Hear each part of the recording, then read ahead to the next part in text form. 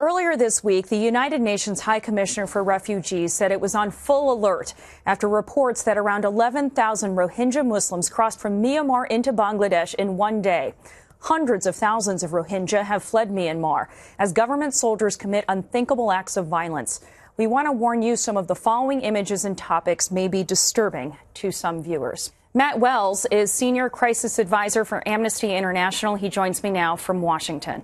Matt, I want to get right into this. You just returned from the region. What did you see and learn about what is happening in Myanmar? Thanks for having me. I'm just back last week from Bangladesh, from the border where refugees continued to stream in from Myanmar with the same stories that we've now been hearing for the better part of 7 weeks, and that is that the Myanmar military has carried out a systematic campaign of violence targeting the Rohingya population as a whole, including men, women, and children, often surrounding villages and then opening fire on people as they flee, and then setting fire to, quite systematically, the Rohingya villages such that they are burned to the ground in their entirety.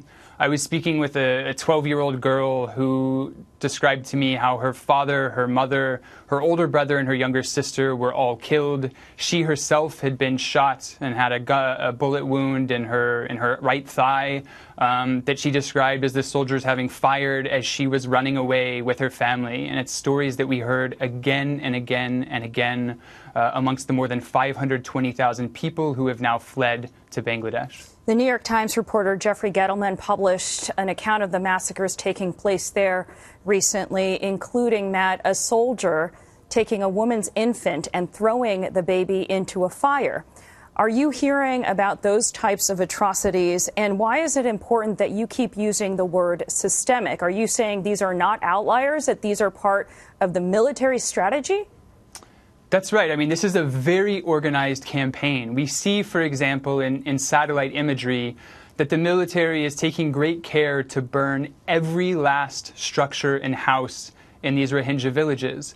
And often several hundred yards away, there are non-Rohingya areas that are completely untouched. It shows how targeted this campaign has been to drive the Rohingya population out of the western part of Myanmar into Bangladesh and to try to make it as difficult as possible for them to ever return.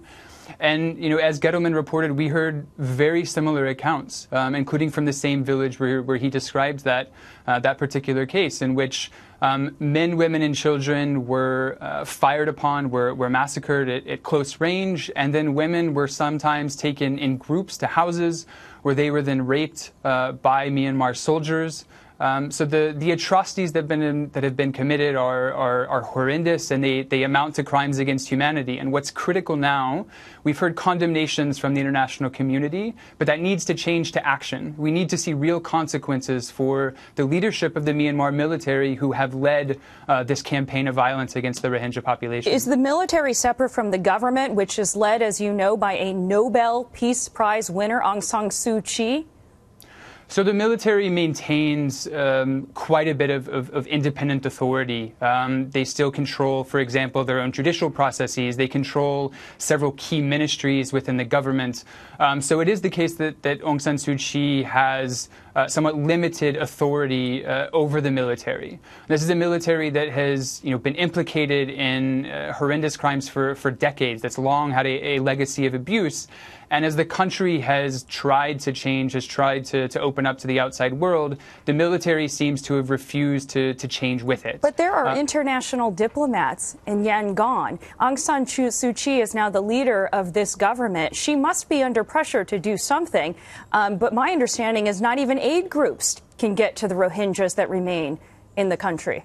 That's right, and it's a really important point. There remain humanitarian access restrictions, in some cases outright blocks on humanitarian groups to reach the northern part of Rakhine State, where people remain trapped. They often haven't eaten for days. I interviewed brand new arrivals in Bangladesh who had been on foot for days without eating, and that's what the many people who remain in northern Rakhine State continue to experience. And so it's critical, as you say, that the government, that Aung San Suu Kyi herself, as well as the military, allow humanitarian access to address the enormous needs that exist within Rakhine State right now. What can the U.S. and other world powers do to pressure the Myanmar military to stop this violence? So the military maintains quite a bit of independent authority. They still control, for example, their own judicial processes. They control several key ministries within the government. So it is the case that the government, that Aung San Suu Kyi herself, as well as the military, allow humanitarian access to address the enormous needs that exist within Rakhine State right now. What can the U.S. and other world powers do to pressure Aung San Suu Kyi's government and the military in Myanmar to allow aid to go in, to allow there to be some sort of accountability for these military atrocities, which I've heard compared to Rwanda?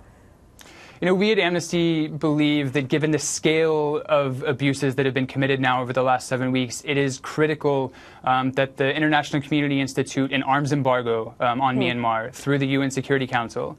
We also need to start seeing targeted sanctions, financial sanctions against senior military officials who are implicated in these abuses. Through the UN Security Council, through other multilateral institutions, the military needs to feel that the international community will not tolerate these sorts of crimes being committed against a population. Matt Wells with Amnesty International, thank you so much. Thank you.